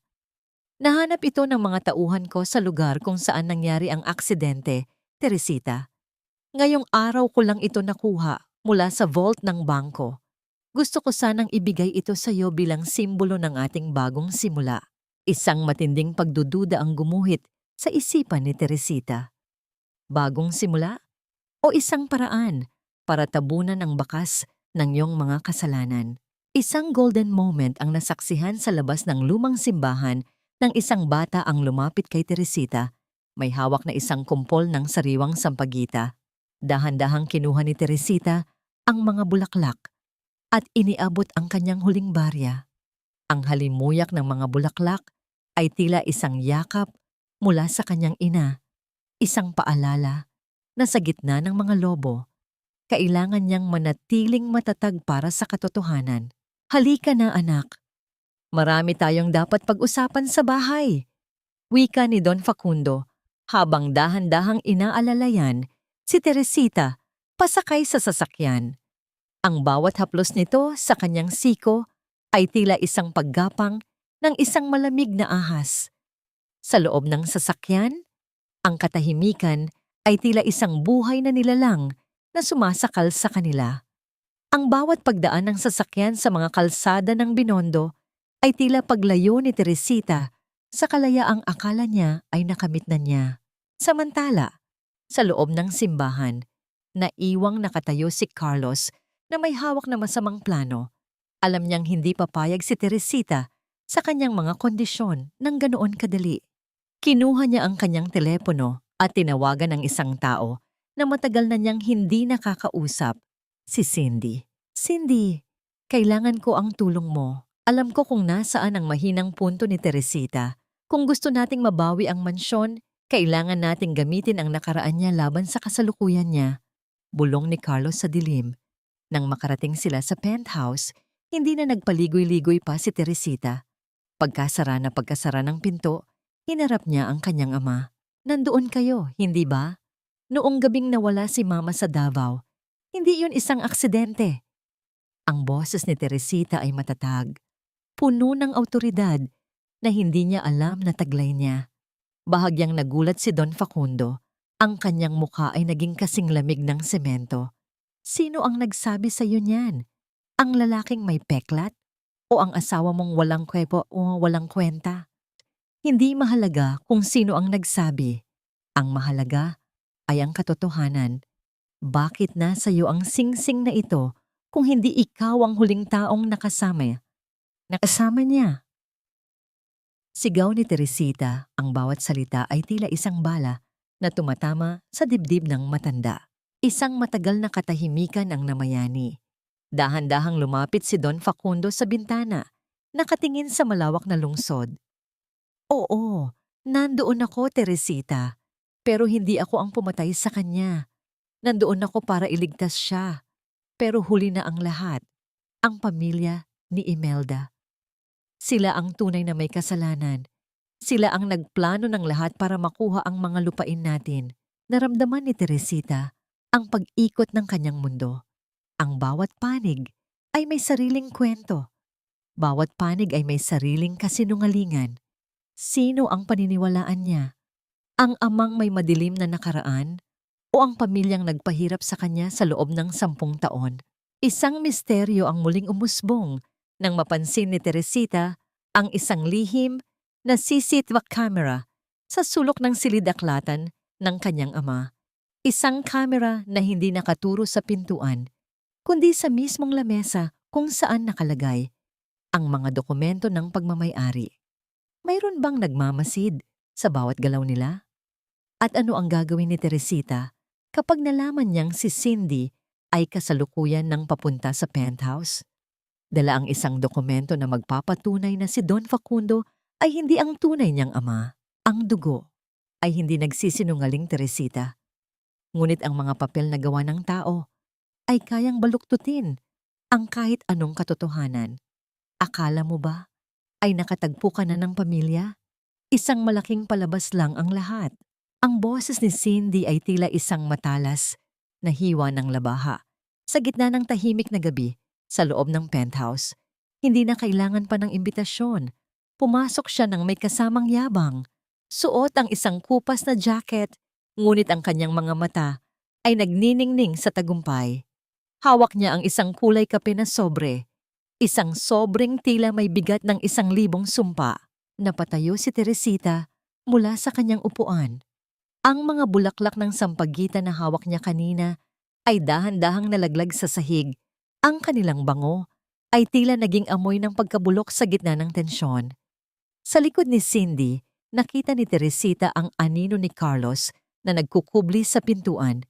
Tila isang buway ang naghihintay ng tamang pagkakataon upang sumakmal. Anong ginagawa niyo rito? Wala na kayong karapatang tapakan ng lugar na ito. Sigaw ni Teresita. Ang kanyang boses ay nanginginig sa pagitan ng galit at isang namumuong takot sa kanyang dibdib. Tiningnan ni Cindy si Don Facundo na nakatayo malapit sa bintana. Ang matanda ay hindi kumikibo. Ang kanyang likuran ay tila isang pader na unti-unti nang nagkakalamat. Bakit hindi mo itanong sa papa mo, Teresa? Pang-uuyam ni Cindy habang dahan-dahang binubuksan ng sobre. Itanong mo sa kanya kung nasaan ang tunay niyang anak. Itanong mo sa kanya kung bakit kailangan niyang kumuha ng isang ulilang tulad mo para magpanggap na tagapagmana ng mga De La Vega. Isang matinding katahimikan ang bumalot sa silid. Isang katahimikang mas masakit pa kaysa sa anumang sampal. Naramdaman ni Teresita ang paglambot ng kanyang mga tuhod. Tumingin siya kay Don Facundo, naghahanap ng pagtanggi, naghahanap ng kahit anong senyales na ang lahat ng ito ay isang masamang panaginip lamang. Papa, sabihin mong hindi totoo ito. Pabulong na wika ni Teresita. Ang kanyang tinig ay tila isang bata na naliligaw sa gitna ng kagubatan. Ngunit nanatiling tahimik si Don Facundo. Ang kanyang mga balikat ay dahan-dahang bumagsak at nang lumingon siya, ang kanyang mga mata ay puno ng isang pagsisising hindi kayang bayaran ng lahat ng ginto sa mundo. Isang golden moment ang nangyari nang dahan-dahang hinawakan ni Teresita ang kanyang sariling balikat doon sa markang hugis sampagwita na naging basihan ng kanyang pagkakakilanlan. Napagtanto niya na ang markang iyon na akala niya ay simbolo ng kanyang pinagmulan ay maaaring isang pekering marka, isang tattoo na inilagay sa kanya noong siya ay bata pa at walang malay. Ang tunay na anak ni Don Facundo ay namatay sa aksidente sa Davao kasama ang kanyang ina. Patuloy ni Cindy, bawat salita ay tila isang pako sa kabaong ng pagkatao ni Teresita. Kailangan ni Facundo ng isang buhay na tagapagmana para makuha ang tiwala ng mga investor at mapanatili ang kontrol sa kumpanya. Pinulot kanya mula sa kamay ni Imelda, hindi dahil sa pag-ibig, kundi dahil ikaw ang pinakamalapit na kahawig ng namatay niyang anak. Naramdaman ni Teresita ang isang matinding pagkasira sa loob ng kanyang puso. Ang 10 taon ng pagdurusa sa kamay ni Carlos at Imelda ay tila naging mas matamis kumpara sa katotohanan ito. Doon, alam niyang siya ay biktima ng kahirapan. Dito, siya ay biktima ng isang napakalaking panlilinlang. Lumingon si Teresita kay Carlos na ngayon ay lumalapit na nang may mapang-aping ngiti. Kaya pala Teresita, akala ko ay naging prinsesa ka na. Isang peke ka rin pala gaya namin. Mas malala ka pa dahil ang buong buhay mo ay itinayo sa isang kasinungalingang hindi mo naman pag-aari. Dahan-dahang lumapit si Don Facundo kay Teresita. Ang kanyang mga kamay ay nanginginig habang sinusubukang abutin ng dalaga. Anak, pakinggan mo ako. Totoo na kinuha kita para sa kumpanya. Pero sa loob ng mga buwan na magkasama tayo, minahal kita bilang tunay kong anak. Hindi iyon kasinungalingan. Iniwas ni Teresita ang kanyang katawan. Ang haplos ng matanda ay tila isang lason na ayaw na niyang madama. Minahal? Ang pag-ibig ba ay nagsisimula sa pagnanakaw ng pagkatao ng isang tao? Ginawa niyo akong sandata, ginawa niyo akong panakipbutas. Sa gitna ng kaguluhan, isang misteryo ang muling bumangon.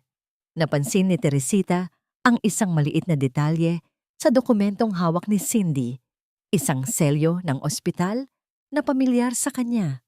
Iyon ang ospital kung saan siya dinala ni Carlos noong siya ay nagkasakit ng pulmonya. Paanong napunta ang dokumentong ito sa kamay ni Cindy? At sino ang nagbigay sa kanya ng impormasyon tungkol sa tunay na anak ni Don Facundo? Hanggang saan ang kayang itagal ng isang pusong paulit-ulit na winawasak? At meron pa bang natitirang piraso ng Teresita na hindi pa nadurumihan ng kasakiman ng mundo? Habang nagtatawanan si Carlos at Cindy sa kanyang harapan at si Don Facundo ay nakaluhod sa pagsisisi, isang tunog ng sirena ng pulisya ang narinig mula sa ibaba ng gusali. Ngunit ang mga pulis ay hindi dumating para kay Carlos o Cindy, kundi para sa isang taong hindi inaasahan ng lahat. Wala kang pangalan, wala kang dugo, at wala ka ring halaga sa mundong ito. Isa ka lang aninong nakahiram ng liwanag ng iba, at ngayon, ang araw ay lulubog na para sa'yo. Ang boses ni Carlos ay tila isang hatol na walang hangganan habang ang mga pulang ilaw mula sa labas ng bintana ay naglalaro sa kanyang mukha. Ang bawat kislap ng asul at pulang ilaw ng pulisya ay tila mga mata ng katotohanang pilit na humahabol kay Teresita. Sa loob ng marangyang penthouse na naging kanyang kaharian, sa loob ng ilang linggo, ang hangin ay naging kasing lamig ng isang libingan. Tumayo ang mga pulis sa pintuan. Ang tunog ng kanilang mabibigat na sapatos sa makintab na sahig ay tila ang huling martilyo na nagpako sa kanyang kapalaran. Ngunit sa halip na kay Carlos o Cindy lumapit ang mga opisyal, ang kanilang mga mata ay nakatuon kay Don Facundo. Don Facundo de la Vega, inaresto ka namin sa kasong kidnapping at falsification of public documents, kaugnay ng pagkawala at pagpapalit ng pagkakakilanlan ni Teresita Sampaguita. 20 taon na ang nakalilipas, wika ng opisyal habang inilalabas ang mga posas. Naramdaman ni Teresita ang paghinto ng mundo. Ang bawat salita ay tila isang malakas na hampas sa kanyang dibdib. Lumingon siya kay Don Facundo, ang lalaking tinawag niyang ama, ang tanging tao na nagparamdam sa kanya na siya ay kailangan. Nakita niya ang pagbagsak ng mga balikat ng matanda. Walang pagtanggi, walang galit. Tanging isang malalim na pagod at pagsisisi. Isang golden moment ang nasaksihan nang dahan-dahang lumapit si Teresita sa kanyang sariling salamin sa dingding. Tiningnan niya ang kanyang refleksyon, ang mamahaling gown, ang hikaw na brilyante, ang ayos ng kanyang buhok. Dahan-dahan, sa harap ng lahat, hinubad niya ang mga hikaw at inilapag ang mga ito sa lamesa nang walang anumang ingay. Hinubad niya ang kanyang suot na sapatos at tumayo nang nakayapak sa malamig na sahig. Sa simpleng kilos na ito, tila itinatapon niya ang bawat piraso ng kasinungalingang ibinalot sa kanya. Sino ba talaga ako? Pabulong na tanong ni Teresita. Ang kanyang tinig ay tila isang marupok na sinulid na malapit ng maputol. Kung hindi ako si Teresita de la Vega at hindi na ako ang alipin ni Imelda, sino ang babaeng nakatayo sa harap ninyo? Tumawa ng mapang-api si Cindy habang lumalapit sa mga pulis. Wala siyang pakialam kung sino siya, officer. Ang mahalaga ay ang mga dokumentong ito na nagpapatunay na ninakaw ni Facundo ang batang ito mula sa isang ampunan para gamitin sa kanyang mga plano. Dapat silang dalawa ang mabulok sa kulungan. Ngunit sa gitna ng kaguluhan, si Attorney Valderrama ay humakbang pasulong. Hawak niya ang isang lumang folder na kanina pa niya itinatago. Sandali lang. Maaring hindi si Teresita ang biolohikal na anak ni Don Facundo. Ngunit ayon sa huling testamento ng asawa ni Facundo, ang tunay na ina ng namatay na bata ay mayroong isang trust fund at ari-arian na iniwan para sa sinumang bata na magsisilbing kalinga ni Facundo sa kanyang pagtanda. Isang proteksyon laban sa kasakiman ng ibang kamag-anak. Napatigil si Carlos. Ang kanyang mga mata ay nanlaki sa gulat. Anong ibig mong sabihin? Na mapupunta pa rin sa kanya ang lahat kahit hindi siya ang tunay na anak? Higit pa riyan, patuloy ni Attorney Valderrama habang nakatingin kay Teresita ng may paggalang. Ang dokumentong hawak niyo, Cindy, ay kulang ng isang pahina. Ang pahinang nagsasabing si Teresita ay hindi lang kinuha mula sa kung saan. Siya ang anak ng kapatid na babae ng asawa ni Facundo. Ibig sabihin, mayroon pa rin siyang dugo ng pamilyang ito. Hindi siya isang impostora. Siya ang tunay na tagapagmana na pilit ninyong itinapon. Isang matinding katahimikan ang bumalot sa penthouse. Ang bawat plano ni na Carlos at Cindy ay tila isang baraha na gumuho sa isang iglap. Ngunit para kay Teresita, ang yaman ay wala ng halaga. Tiningnan niya si Don Facundo na ngayon ay dahan-dahang inilalabas ng mga pulis. Bakit hindi niyo sinabi sa akin ang totoo, Papa? Tanong ni Teresita. Ang kanyang mga mata ay puno ng luha. Lumingon si Don Facundo sa huling pagkakataon. Dahil natatakot ako, Teresita. Natatakot ako na kapag nalaman mong hindi kita tunay na anak, iiwan mo rin ako gaya ng ginawa ng lahat. Patawarin mo ako dahil naging makasarili ako sa pagmamahal ko sa iyo. Habang isinasara ng mga pulis ang pinto, naiwan si Teresita sa gitna ng malawak na silid kasama sina Carlos at Cindy na tila mga buwayang nawalan ng ngipin. Ngunit sa halip na magalit, tumingin si Teresita sa bintana, sa malawak na langit na nagsisimula ng magliwayway. Isang misteryo ang muling umusbong. Kung si Teresita ay anak ng kapatid ng asawa ni Facundo, nasaan ang kanyang tunay na ama? At bakit merong isang hindi kilalang lalaki na nakatayo sa ibaba ng gusali, nakatingin sa kanyang penthouse nang may dalang isang lumang gitara at isang rosas na kulay puti? Ang bawat lihim na nabubunyag ay tila isang pintuan na bumubukas patungo sa isang mas malaking labirinto. Mayroon pa bang puwang para sa kapayapaan sa puso ni Teresita? O ang kanyang muling pagsilang ay simula pa lamang ng isang mas masalimuot na tadhana? Ang pinakamahirap na bahagi ng paggising mula sa isang mahabang panaginip ay ang pagtanggap na ang mga taong akala mo ay iyong kuta ay siya ring mga anay na umuubos sa iyong pundasyon. Ang mga salitang ito ay tila isang malamig na agos ng tubig na dahan-dahang lumilinis sa diwa ni Teresita habang nakatayo siya sa gitna ng malawak na penthouse. Wala na ang mga pulis, wala na ang ingay ng sirena, at dinala na rin si Don Facundo patungo sa presinto. Ang tanging natira sa silid ay ang mabigat na hininga ni na Carlos at Cindy na tila mga asong nawalan ng buto, nakatitig sa kanya nang may halong puot at desperasyon. Umalis na kayo, pabulong na wika ni Teresita. Ang kanyang boses ay walang galit, tanging isang malalim na pagkapagod. Kunin niyo ang anumang gamit niyo na dinala niyo rito at huwag na kayong magpapakita sa akin muli. Hindi mo kami pwedeng palayasin ng ganito lang, sigaw ni Cindy. Ang kanyang boses ay pumiyok sa tindi ng emosyon. Wala kang pruweba na ikaw ang tagapagmana. Ang papel na yon ay baka peke rin gaya ng buhay mo. Isang golden moment ang nasaksihan nang dahan-dahang lumapit si Teresita sa bintana at binuksan ito. Ang malamig na hangin ng madaling araw ay pumasok sa silid. Tinatangay ang amoy ng mamahaling pabango ni Cindy na tila isang masamang alaala. Humarap si Teresita. Ang kanyang mga mata ay nagniningning sa ilalim ng liwanag ng papalapit na umaga. Ang pruweba ay wala sa papel, Cindy. Ang pruweba ay nasa bawat sugat sa aking kamay na gawa ninyo.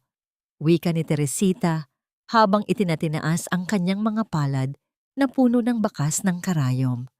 Ang yaman na hinahabol nyo ay isang sumpa na kailanman ay hindi magbibigay sa inyo ng kapayapaan. Ngayon, lumabas na kayo bago ko tawagan ang mga guwardiya para kaladkarin kayo sa putikan kung saan kayo nararapat. Walang nagawa si Carlos kundi hawakan ang braso ni Cindy at dahan-dahang lumabas. Ang bawat hakbang nila ay tila pagguho ng kanilang huling pag-asa. Nang sumara ang pinto, naramdaman ni Teresita ang isang matinding kaluwagan. Sa unang pagkakataon, sa loob ng 10 taon, siya ay tunay na nag-iisa, ngunit hindi siya nangungulila. Dahan-dahan siyang bumaba ng gusali, suot ang kanyang simpleng tsinelas at ang shawl na ibinigay ni Don Facundo. Sa paanan ng gusali, naghihintay ang lalaking may dalang puting rosas at lumang gitara. Ang kanyang mukha ay puno ng kapayapaan, ang mga mata ay tila nakakaunawa sa bawat luhang ibinuhos ni Teresita. "Sino ka?" tanong ni Teresita. Ang kanyang puso ay tumitibok ng may bagong uri ng kaba. Isang kaba na hindi dahil sa takot, kundi dahil sa pag-asa. "Ako si Mateo," wika ng lalaki. Ang kanyang boses ay malambing gaya ng isang harana sa gitna ng gabi. "Ako ang batang dating tinulungan ng iyong ina noong siya ay nasa Davao pa. Ipinangako ko sa kanya na sa sandaling maligaw ka, hahanapin kita at ibabalik sa tunay mong tahanan, ang iyong sarili." Iniabot ni Mateo ang puting rosas. Ang halimuyak nito ay mas matamis kaysa sa anumang sampagwita. Naramdaman ni Teresita ang init ng kamay ni Mateo. Isang init na walang hinihinging kapalit, walang kasamang pananakot. "Ang yaman ni Don Facundo ay gagamitin natin para sa mabuti, Teresino," patuloy ni Mateo. "Ngunit bago yon, kailangan mong maghilom. Kailangan mong patawarin ang babaeng nakikita mo sa salamin." Dinala ni Mateo si Teresita sa isang maliit na shelter na itinayo ng lalaki, isang lugar para sa mga batang ulila. Doon, nakita ni Teresita ang mga ngiti na hindi nabibili ng pera. Naramdaman niya ang yakap ng mga bata na hindi alam ang kanyang nakaraan. Tanging ang init ng kanyang puso ang kanilang nararamdaman. Paglipas ng ilang buwan, dinalaw ni Teresita si Doña Imelda sa ospital. Ang matanda ay paralisado na ang kalahati ng katawan, hindi na makapagsalita. Tanging ang mga mata na lang ang gumagalaw. Sa mga matang yun, nakita ni Teresita ang isang matinding hiya. Isang kahihiyang mas masakit pa kaysa sa anumang parusa. Dahan-dahang hinawakan ni Teresita ang kamay ng matanda. "Pinapatawad ko na kayo, Mama Imelda. Hindi dahil nararapat kayo, kundi dahil nararapat akong magkaroon ng kapayapaan." Isang luha ang dumaloy mula sa mata ng matanda. Ito na ang huling pagkakataon na magkikita sila. Paglabas ni Teresita ng ospital, nakita niya si Mateo na naghihintay sa kanya sa ilalim ng isang malabay na puno. Ngunit sa gitna ng katahimikan, isang misteryo ang muling bumulungi. Isang sulat ang natanggap ni Teresita mula sa abogado ni Don Facundo na nasa loob ng kulungan. Nakasaad doon ang isang huling hiling. "Teresita, may isang huling susi sa ilalim ng estatwa ni Maria sa hardin. Iyon ang magbubukas sa tunay na lihim ng iyong ama." Sino ang tunay na ama ni Teresita? At bakit tila ang bawat hakbang niya patungo sa kalayaan ay may dalang bagong katanungan? Handang-handa na ba si Teresita na harapin ang huling katotohanan? O pipiliin na lang niyang mamuhay sa piling ni Mateo at ng mga batang kanyang tinutulungan? Ang paghahanap sa katotohanan ay tila paglalakad sa isang madilim na gubat na puno ng mga tinik. Bawat hakbang ay may sugat, bawat galaw ay may hapdi. Hanggang sa matagpuan mo ang liwanag na magsasabi sa iyo kung sino ka talaga. Sa ilalim ng malarosas na langit ng takip silim, bumalik si Teresita sa hardin ng mansyong naging saksi sa kanyang mga paghihirap at muling pagsilang. Hawak niya ang liham ni Don Facundo. Ang bawat salita nito ay tila tumitibok sa kanyang palad. Kasama niya si Mateo, na tahimik na naglalakad sa kanyang tabi. Ang kanyang presensya ay tila isang angkla sa gitna ng nagngangalit na emosyon ni Teresita. Huminto sila sa harap ng estatwa ni Maria. Ang mga mata ng estatwa ay tila nakatingin sa kanila ng may halong habag. Lumuhod si Teresita sa basang lupa. Walang pakialam kung marumihan ang kanyang suot na puting bestido.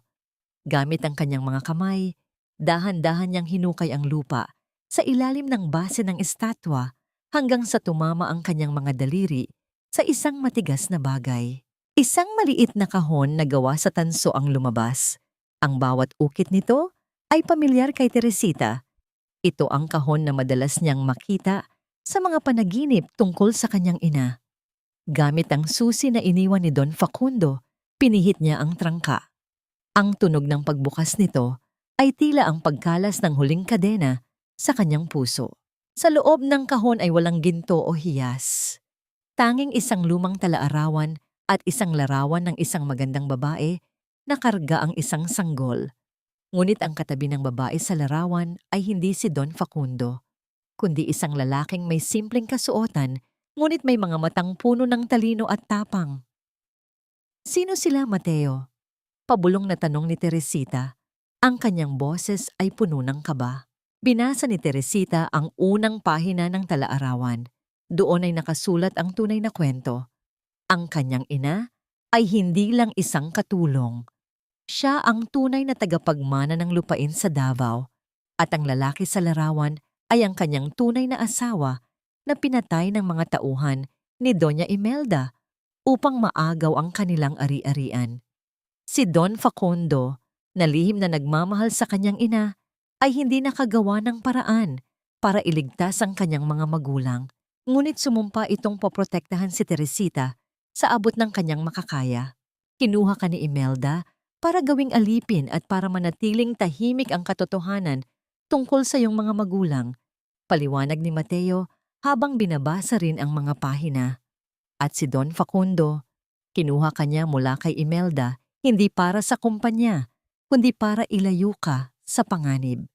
Ang pagpapanggap na ikaw ang kanyang anak ay ang tanging paraan para mabigyan ka ng pangalang hindi nila magagalaw.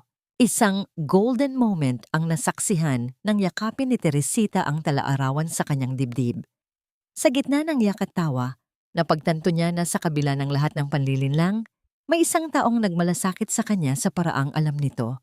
Ang pagkamuhi niya kay Don Facundo ay unti-unting napalitan ng isang mapait na pag-unawa. Habang nagaganap ang lahat ng ito, sa labas ng gate ng mansyon, namataan sina Carlos at Cindy. Sila ay mukhang mga palaboy, ang kanilang mga damit ay marumi, at ang kanilang mga mukha ay balot ng kahihiyan. Sinubukan ni Carlos na pumasok, ngunit ang mga gwardiyang dati niyang inuutusan ay hinarang siya nang walang anumang emosyon. Teresita, pakiusap, kaunting awa naman. Sigaw ni Carlos, ngunit ang kanyang boses ay tinangay lang ng hangin. Nakita niya si Teresita sa malayuan, nakatayo ng tuwid sa tabi ni Mateo. Isang babaeng hindi na kailanman muling luluhod sa harap ng kasakiman. Tiningnan ni Teresita ang kanyang mga kamay. Wala na ang mga bakas ng sakit, tanging ang init ng pagtanggap sa kanyang tunay na pagkatao. Hindi siya si De La Vega, hindi rin siya sampagitan ng mga linsyak. Siya si Teresita, isang babaeng malaya, isang babaeng may sariling kwento na hindi na ididikta ng sinuman. Handa ka na bang magsimula, Teresita? Tanong ni Mateo habang inaalok ang kanyang kamay. Ngumiti si Teresita, isang ngiting puno ng liwanag na tila ang pagsikat ng araw sa gitna ng bagyo. Handa na ako, Mateo.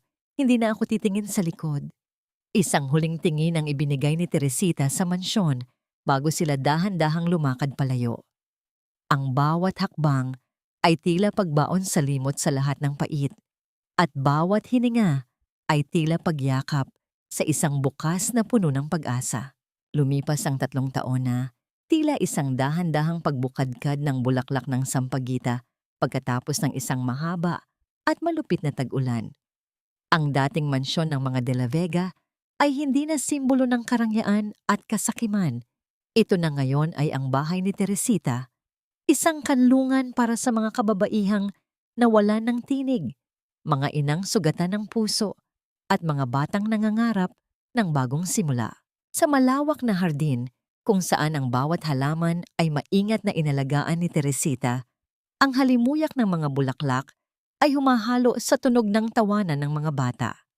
Wala na ang mabigat na aura ng panlalait at panlilinlang. Ang bawat sulok ay puno na ngayon ng liwanag at pag-asa. Dahan-dahang naglalakad si Teresita sa pasilyo.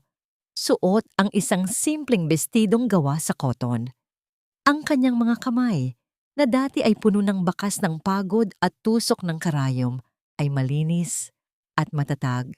Hawak niya ang isang tumpok ng mga bagong tahi na damit, hindi para ibenta sa mga elitista, kundi para ibigay sa mga bagong dating sa kanyang shelter. Teresita, kailangan mo ring magpahinga. Isang malambing na boses ang pumutol sa kanyang malalim na iniisip. Lumingon siya at nakita si Mateo. Ang lalaki ay kakatapos lang magturo ng musika sa mga bata. Ang bawat hakbang ni Mateo patungo sa kanya ay tila isang himig na nagbibigay ng katahimikan sa kanyang kaluluwa. Isang golden moment ang nasaksihan nang dahan-dahang kinuha ni Mateo ang mga damit mula sa kamay ni Teresita at hinawakan ng kanyang palad. Isang haplos na puno ng respeto, isang hawak na nagsasabing hindi na siya kailanman mag-iisa sa kanyang mga pasanin. Sapat na ang pahinga ko sa tuwing nakikita ko silang masaya, Mateo. Nakangiting sagot ni Teresita. Ang kanyang mga mata ay wala ng bahid ng pait. Tanging ang ningning ng isang babaeng nahanap na ang kanyang tunay na tahanan. Paminsan-minsan, naririnig pa rin niya ang balita tungkol sa pamilya ni Carlos. Si Carlos ay namumuhay na ngayon sa isang maliit na barong-barong sa gilid ng pantalan, ang mismong lugar kung saan niya iniwan si Teresita sa gitna ng bagyo. Si Cindy naman ay matagal nang lumayas matapos maubos ang huling sentimo ni Carlos at balita ay nagpapalit-palit ito ng trabaho sa mga club para mabuhay. Nagawa na ba silang patawarin ni Teresita? Isang malalim na buntong hininga ang kumawala sa kanyang dibdib habang nakatingin sa malayo. Ang pagpapatawad para sa kanya ay hindi nangangahulugang kailangang bumalik ang lahat sa dati. Pinatawad niya sila dahil ayaw na niyang bitbitin ang bigat ng galit. Ang kanyang puso ay wala ng puwang para sa puot dahil punong-puno na ito ng pagmamahal para sa kanyang bagong buhay at para kay Mateo. Nahanap na niya ang tunay na kapayapaan, isang kapayapaang hindi nakadepende sa yaman ng isang De La Vega, kundi sa katatagan ng kanyang sariling pagkatao. Ang aral na iniwan ng kanyang paglalakbay ay malinaw.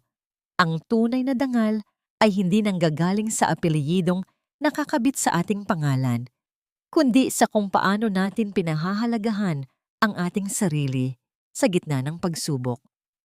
Ang pagsasakripisyo ay dapat may hangganan, at ang tunay na pag-ibig ay hindi kailanman nananakit, nanliligaw, o nagnanakaw ng pagkakakilanlan. Dahan-dahang sumandal ang ulo ni Teresita sa balikat ni Mateo habang pinapanood nila ang paglubog ng araw. Ang bawat kislap ng kahel at lila sa langit ay tila isang pangako na ang bawat gabi ay may kasunod na umaga. Ang kanyang kwento ay hindi natatapos sa isang malaking yaman, kundi sa isang simpleng buhay na puno ng kabuluhan. Salamat, Mateo, sa pananatili, pabulong na wika ni Teresita. Salamat sa pagpiling muling mabuhay, Teresita, sagot ni Mateo sabay halik sa kanyang noo. Sa gitna ng dahan-dahang pagdilim ng kapaligiran, ang bango ng sampagita ay mas lalong naging matapang, tila isang paalala na ang pinakamagandang hiyas ay ang isang pusong dumaan sa apoy, ngunit nanatiling busilak at matatag. At sa bawat pagpikit ng kanyang mga mata, hindi na ang dilim ng nakaraan ang kanyang nakikita, kundi ang bukang liwayway ng isang bagong simula na siya mismo ang humulma. Sa inyong lahat na sumabay sa bawat pintig at bugso ng damdamin sa kwentong ito, mula sa kaibuturan ng aking puso, maraming salamat sa inyong pananatili hanggang sa huling yugto.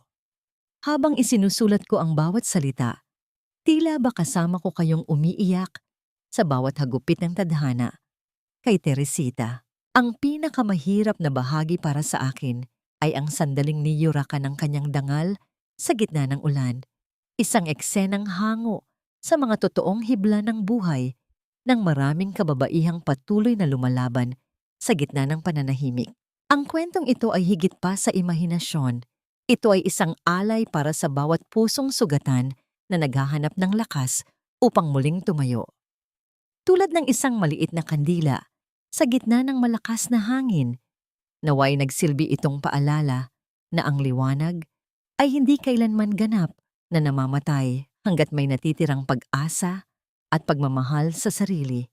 Ang pagpapatawad ay hindi tanda ng kahinaan, kundi ang pinakamataas na uri ng katapangan na maari nating ipamalas. Bago tayo tuluyang magpaalam sa mundong ito ni Teresita, nais kong mag-iwan ng isang katanungan na naway magsilbing salamin sa inyong mga puso. Kung ikaw ang nasa kalagayan niya, matapos ang lahat ng hapdi at pagtataksil, kaya mo rin bang gawaran ng patawad ang mga taong kumuha ng 10 taon ng iyong buhay? O naniniwala kang may mga sugat na sadyang hindi na dapat pang hilumin? Sana ay nag-iwan ang kwentong ito ng isang munting binhi ng inspirasyon sa inyong mga puso. Kung nahanap ninyo ang inyong sarili sa bawat kabanata, huwag kalimutang i-like, mag-comment ng inyong mga saloobin at i-share ang kwentong ito sa inyong mga mahal sa buhay. Ang inyong suporta ang nagbibigay ng buhay sa aking panulat upang patuloy na maglahad ng mga kwentong may saysay at damdamin. Hanggang sa muli nating paglalakbay sa mundo ng mga salita. Maraming salamat at pagpalain kayo ng may kapal.